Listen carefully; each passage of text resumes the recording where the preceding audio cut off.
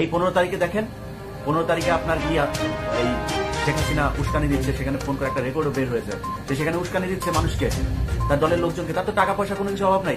যে আওয়ামী লীগ প্রতি বিপ্লব ঘটিয়ে আবার না জানি ক্ষমতায় বসে আসে, দোষটা আমারই। আমি আসলে প্রতি বিপ্লবের শব্দটা বলেছিলাম। আসসালামু আলাইকুম ভিউয়ার্স, দেশ ও দেশের বাহির থেকে যারা আমার ভিডিওটি প্লে করেছেন জানাচ্ছি আন্তরিক শুভেচ্ছা ও অভিনন্দন। আশা করি সবাই ভালো আছেন, সুস্থ আছেন, আলহামদুলিল্লাহ। তো ভিউয়ার্স, 15ই আগস্ট কি হতে যাচ্ছে এটা নিয়ে জনমনে ব্যাপক আতঙ্ক, ব্যাপক প্রস্তুতি গ্রহণ করে আছে সেনাবাহিনী। সরকারও ব্যাপক চৌকুশ অবস্থায় রয়েছেন।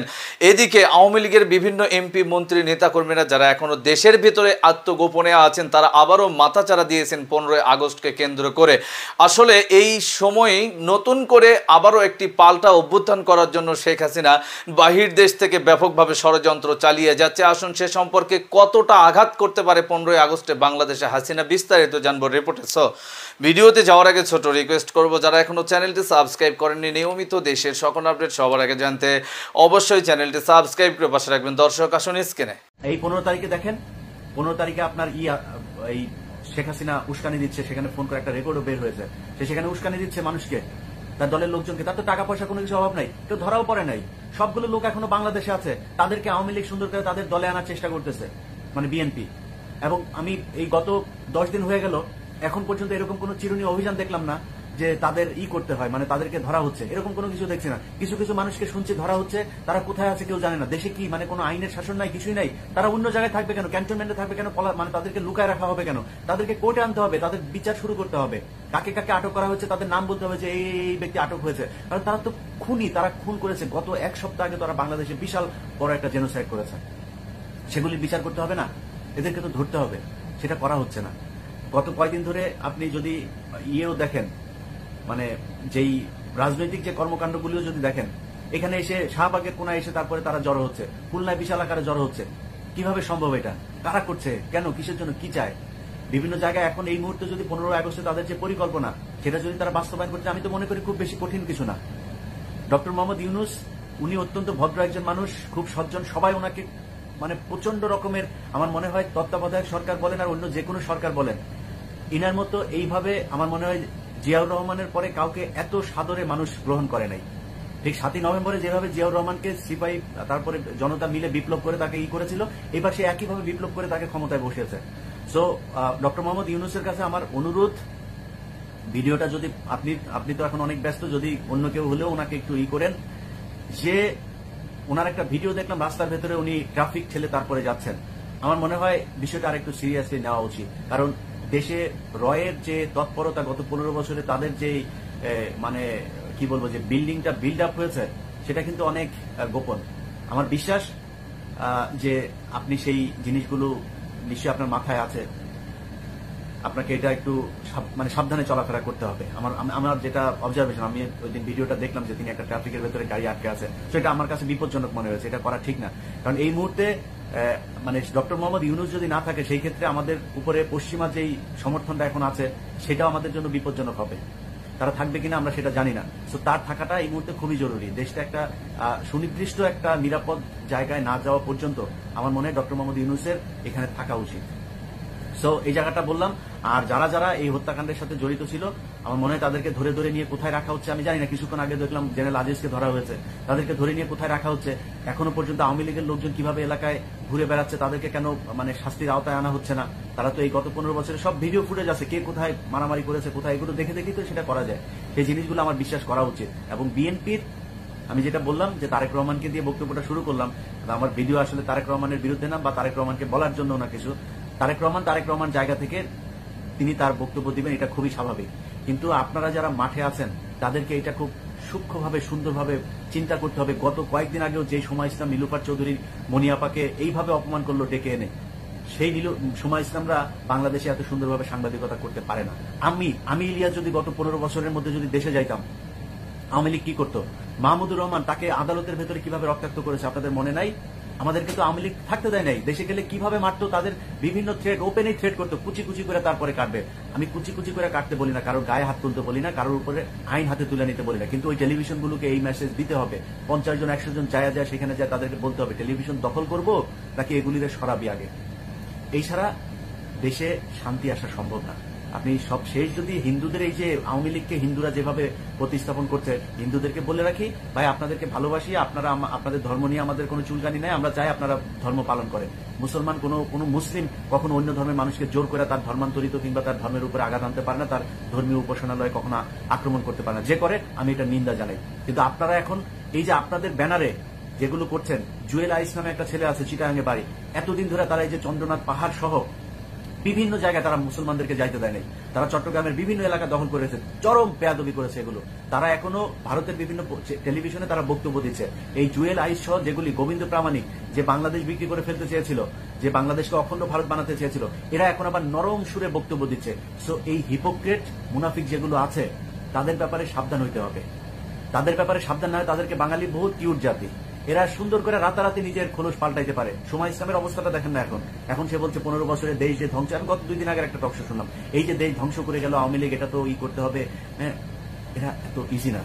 আপনার মনে করার কোনো কারণ নাই যে এরা যেটা বলছে ওদের ভেতরে সেটা খুব কষ্ট নিয়ে। সময় ইসলামের মুখের এক্সপ্রেশন দেখবেন, এখন আজ থেকে 10 দিন আগের এক্সপ্রেশন দেখবেন, এক ছিল না।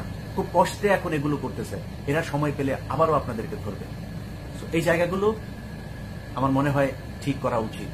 এই জায়গা ঠিক না করলে সামনে ভবিষ্যৎ 15ই আগস্টেই কি হয় সেটা খুব বলা জরুরি, মানে বলার মতো অবস্থা আমার মনে হয় মানে অসম্ভব। কারণ 15ই আগস্টে তারা হিন্দুদের সাথে নিয়ে তারপরে এই ওদের তো আব্বা তো মারা গিয়েছিল সেদিন, তো এই আব্বাকে নিয়েও একটু ইমোশনাল তৈরি করার চেষ্টা করবে। আর পত্রিকা টেলিভিশনগুলো হঠাৎ করেই আপনার করছে, আবার জাতীয় শোক দিবস সেটাও চেঞ্জ করা হচ্ছে না। এটা তো মানে খুবই ভয়ঙ্কর জিনিস। মানে এদেরকে যদি আবারও এইভাবে সুযোগ দেওয়া হয় তাহলে আপনি মনে করেন তারা কি করবে? টেলিভিশন পত্রিকাগুলোতে অল্প অল্প অল্প অল্প করে এখন নিউজ করা হচ্ছে যে গণভবনে এই যে কি অমানুষের মতো অমানবিক কাজ করা হলো, সংসদ ভবনে তাদের সংসদ ভেঙে ফেলা হয়েছে, সংসদের ভেতরে চেয়ার টেয়ারের উপরে দাঁড়িয়ে একজন সিগারেট খাচ্ছে, এই সেই বিশাল আকারের সমস্যা। আরে বেটা, ওই সংসদে তো নর্তকীরা নাচতো, ওই সংসদে বসে যত ধরনের আকাম কুকাম সব করতো। এই যে এই ময়মনসিংহের এমপি মুরাদ, তারপরে আরো বহু এমপি আছে, মানে আওয়ামী লীগের তো মোটামুটি 99% এগুলি সব মাগিবাজ। এই মাগিবাজরা এখানে বসে দেশ চালাইতো। আবার ওইখানে নর্তকী এই 300 টাকার জিনিস মমতাজ এখানে নাচ গান করতো, ওটা তো এমনি ভাঙা ফেলা উচিত। ওটা নতুন করে দুধ দিয়ে ধুয়া তারপরে আবার শুরু করতে হবে। গণভবন, এটা বাংলাদেশের 18 কোটি মানুষ, 16 কোটি মুসলমানকে এই গত 15 বছর নির্যাতন করেছে। তো আপনি কিভাবে চিন্তা করেন যে ওই গণভবনে মানুষ যায় তারপরে মানে আরামে থাকতে দিবে তাদেরকে? ওদেরকে তো পায় নাই। ভাঙচুর যেটা করেছে গণভবনে তো আগুন লাগাই দিত আমার যা ধারণা। পাবলিকের যে অবস্থা ছিল অন্য জায়গায় আগুন লাগিয়েছে, ওইখানে লাগাই নাই কেন, এটা আমি আশ্চর্য হই। কারণ এই মানুষগুলো যারা এসেছিল ওই দিন, ওরা কি আপনার মনে হয় ওই 150 টাকার হাঁস আর শেখ হাসিনার ব্লাউজ ব্রাডরা পেন্টি টেন্টি এগুলো নিতে আসছিল আপনার মনে হয়? এটা এত ফানি না। এই মানুষগুলো রাস্তায় ওই দিন এসেছিল গুলি খাওয়ার জন্য। তারা জানে তার আগে শেখ হাসিনা কি করেছে। একটা সিদ্ধান্ত যদি এই দিক ওইদিক হইতো তাহলে ওই দিন বাংলাদেশের রক্তের বন্যা বয়ে যেত। সো আপনারা যারা সুশীল টেলিভিশনে বসে বসে এতদিন শেখ হাসিনার পেন্টি ধরে ধুয়া দিচ্ছেন, তারা এখন আপনি মানে লেসপেন্সারগিরি করছেন, আপনি বলছেন এই দর্শক স্ক্রিনে আমরা সে সম্পর্কে বিস্তারিত জানলাম। এ বিষয়ে আপনাদের মতামত কমেন্টে জানান, কেউ ভিডিওটি স্কিপ করবেন না। এই 15 আগস্টকে কেন্দ্র করে শেখ হাসিনা আবার যে নতুন একটি প্রতিবাদ বা গণ অভ্যুত্থান ঘটাতে যাচ্ছে তার এই বাহিনীগুলোকে নিয়ে, মূলত কি এটা সম্ভব, নাকি মূলত এই ফাঁদে পা দিয়ে সরকারকে আইনের আওতায় ঢুকানোর মূল চেষ্টা করছে অন্তর্বর্তীকালীন সরকার? আসুন সে সম্পর্কে বিস্তারিত থাকছে এই রিপোর্টে। প্রতিবিপ্লব, আপনাদের মধ্যে এই প্রতিবিপ্লব শব্দটি কেউ কেউ খুব বেশি ব্যবহার করছেন, ভাবছে যে আওয়ামী লীগ প্রতিবিপ্লব ঘটিয়ে আবার না জানি ক্ষমতায় বসে আসে। দোষটা আমারই। আমি আসলে প্রতিবিপ্লবের শব্দটা বলেছিলাম যে না, 72 ঘন্টা আমাদের খুব ক্রুশিয়াল টাইম এবং প্রত্যেকটা বিপ্লবেরই একটা প্রতিবিপ্লব থাকে। হ্যাঁ, বাংলাদেশে প্রতিবিপ্লব এর মধ্যে হয়ে গিয়েছে এবং সেটা খুব সুন্দরভাবে ট্যাকেল করা গিয়েছে। প্রতিবিপ্লবটা হওয়ার সম্ভাবনা ছিল আর্মির ভেতর থেকে এবং সেটির একটা চেষ্টা হয়েছিল। জেনারেল জিয়া তিনি করার চেষ্টা করেছিলেন, তাকে নিউট্রালাইজ করা হয়েছে। দ্বিতীয়টা করা হয়েছিল একটা বিচারিক কু, যেটা প্রধান বিচারপতির নেতৃত্বে, সেটাকেও নিউট্রালাইজ এমনভাবে করা হয়েছে, তাকে পদত্যাগ করতে বাধ্য করা হয়েছে। আরও 5 জন বিচারপতি চলে গিয়েছেন, তাদের স্থলে নতুন বিচারপতি এসেছেন আরও 5 জন নতুন বিচারপতি। তো এই যে প্রতিবিপ্লব, সেই প্রতিবিপ্লবের সম্ভাবনা শেষ। এখন যেটা আছে সেটা হলো যে ভয়, শঙ্কা। সেই শঙ্কাটা যৌক্তিক থাকা, এই কারণেই বাংলাদেশের ছাত্র জনতা রাস্তা এরই মধ্যে তারা রাজপথ আবার দখলে নিয়ে ফেলছে। আমি যখন কথা বলছি তার আগের দিন ঢাকা শহরের প্রত্যেকটা জায়গায় তারা রাজপথ দখলে নিয়েছে এবং তারা এই রাজপথ দখলে রাখবে 15 আগস্ট এবং সেটাকে টেনে নিয়ে 21শে আগস্ট পর্যন্ত তারা এই রাজপথটা দখলে রাখবে এই কারণে যে আগস্ট মাসটা আওয়ামী লীগের জন্য ফাড়া। সেটা হলো 15 আগস্ট শেখ মুজিবের হত্যাকাণ্ড, 5 আগস্ট যেটাকে আমরা বলছি 34 জুলাই শেখ হাসিনার পতন, 21শে আগস্ট গ্রেনেড হামলার এইসব ক্ষত আছে, তারা একটু ভেন্টিলেট করবে, তারা তাদের একটু ক্ষোভ প্রকাশ করবে, কিন্তু এটা দিয়ে বিপ্লব হবে না। আর যাই হোক, কেন হবে না সেটি আপনাদের ব্যাখ্যা করব, কিন্তু আমার এই ব্যাখ্যা শুনে আবার আপনারা খুব বেশি এটাকে বলে খুব রিল্যাক্স হয়ে যাবেন এমন না, আপনাদেরকে আত্মবিশ্বাস জোর করানোর জন্য আমি এই আলোচনাটা করছি। এবং একই সাথে ভিজিল্যান্ট অর্থাৎ সতর্ক থাকতে বলছি এই কারণে যে তারা প্রতি বিপ্লবের সামর্থ্য তাদের নেই, তাদের সামর্থ্য আছে কিছু অস্থিতিশীলতা তৈরি করা। এবং কেন তারা এই অস্থিতিশীলতাগুলো করছে, কেন সজীব আজকে এক কথা বলছে কালকে এক কথা বলছে, শেখ হাসিনা কেন ফোন করে করে জেলা পর্যায়ে নেতাদের বলছে যে 15 মার্চ মার্চ করতে হবে ঢাকাতে 15 আগস্ট, এটার ব্যাখ্যা আমি দিচ্ছি। তবে তার আগ দিয়ে ছোট্ট করে বলি যে প্রতি বিপ্লব জিনিসটা এত সহজ না, এত মোলায়েম না যে চাইলেই প্রতি বিপ্লব হয়ে যাবে। প্রতি বিপ্লব করতে গেলে কি করতে হবে? শেখ হাসিনাকে সারা বাংলাদেশের আপামার জনসাধারণকে এক করতে হবে। একটি নির্দিষ্ট রাজনৈতিক দল দিয়ে আপনি প্রতি বিপ্লব করতে পারবেন না। আপনার রাজনৈতিক আদর্শ, অবস্থান, আপনার অনাচার, আপনার সহিংসতা, আপনার গণহত্যাকে মানুষ তুড়ি মেরে উড়িয়ে দিয়েছে বলেই আপনার বিরুদ্ধে বিপ্লব হয়েছে। আপনি কি সেটাকে যদি প্রতি বিপ্লবে স্থাপন করতে চান, তাহলে আপনাকে কি সমপরিমাণ ন্যারেটিভ দাঁড় করাতে হবে যে এই যে সরকার আছে তারা অন্যায়ভাবে আপনার সরকারকে উৎখাত করেছে। বাংলাদেশের কোন মানুষটিকে আওয়ামী লীগের গুটি কয়েক গণহত্যার সমর্থনকারী ঘৃণ্য বদমাশ ছাড়া আপনি কোন মানুষকে আপনি কনভিন্স করবেন? ঢাকা শহরের কোন মানুষকে আপনি কনভিন্স করবেন? ঢাকার রাস্তাঘাটে অলিতে গলিতে কোথাও আওয়ামী লীগের একজন নেতাকর্মী একটা মিছিল নিয়ে যে দাঁড়াতে পারবে এখন? বিপ্লব তো দূরের কথা, প্রতি বিপ্লব তো দূরের কথা। আর বিপ্লব, এই যে ছাত্র জনতার যে অভ্যুত্থান বিপ্লব, সেটিতে লক্ষ কোটি মানুষ এসে তাদের সমর্থন দিয়েছে। এটি কোনো রাজনৈতিক দলের বিপ্লব না যে জনগণ একটা নির্দিষ্ট রাজনৈতিক দলকে সমর্থন দিয়েছে। আপামার জনসাধারণ দলমত নির্বিশেষে এই বিপ্লবকে সমর্থন দিয়েছে। সুতরাং সেই বিপ্লব হয়েছে, সেটাকে আপনি টপল করবেন আপনার একটা রাজনৈতিক দল দিয়ে, যেই রাজনৈতিক দলের শীর্ষ নেত্রী গণহত্যার দায়ে অভিযুক্ত। আজকে যখন আমি আলোচনা করছি তার বিরুদ্ধে মামলা হয়েছে, মামলা হবে এরকম হাজার হাজার জায়গায় মামলা হবে। কেবলমাত্র একটা দিয়ে শুরু, ইচ অ্যান্ড এভরি ওয়ান যার ফ্যামিলি হারিয়েছে, আহত হয়েছে, সম্পদ লুণ্ঠন হয়েছে, শুধু এই যে জুলাই হত্যাকাণ্ডে না, শাপলা চত্বর থেকে শুরু করে এর আগ দিয়ে যত হত্যাকাণ্ড হয়েছে সবগুলোকে, যারা গুম হয়েছে প্রত্যেকটা পরিবার তার বিরুদ্ধে মামলা করবে। কেবল শুরু হয়েছে আজকে।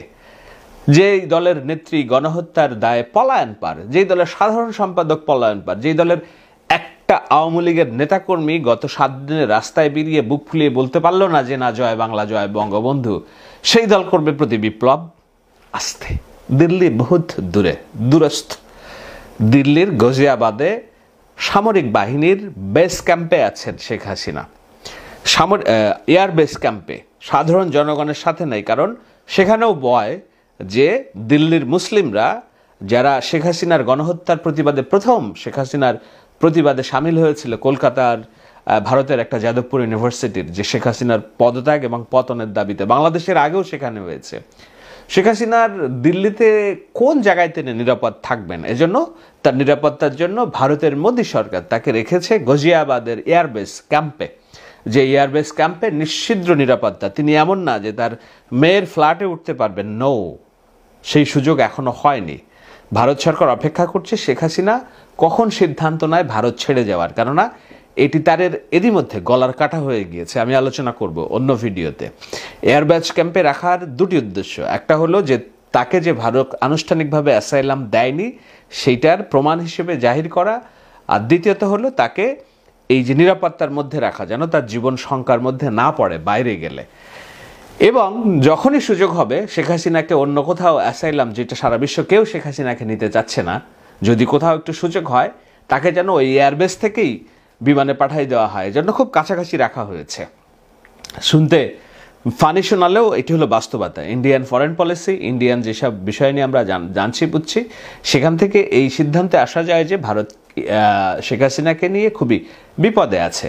কিন্তু ভারত আবার এটাও আছে, ভারতের সাধারণ জনগণ শেখ হাসিনাকে দিয়ে হিন্দু কার্ড খেলাচ্ছে যেন শেখ হাসিনার রাজনীতি বাংলাদেশে ইনভ্যালিড না হয়।